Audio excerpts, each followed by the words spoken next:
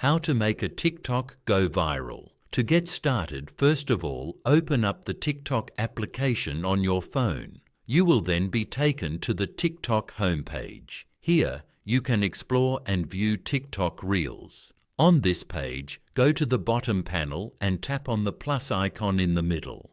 This is the TikTok camera screen. Here you can take photos or videos to post on TikTok. Now go to Media at the bottom right corner. You can choose photos or videos from your camera roll here. Now go to the Videos section as shown. Select the video you want and then tap on Next at the bottom. You can edit the videos as you like using the Edit options on the right side of the screen. Once you're done, tap on Next at the bottom.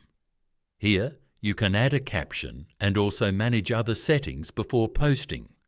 You can also edit the hashtag for this video. Go to the description box and add as many hashtags as you want. For example, hashtag trending and hashtag viral video. You can also check below to get more hashtag suggestions. After that, tap on Post at the top right corner. Then tap on Post at the bottom. You have now successfully posted this video to TikTok. Following these steps, you can easily make a TikTok go viral.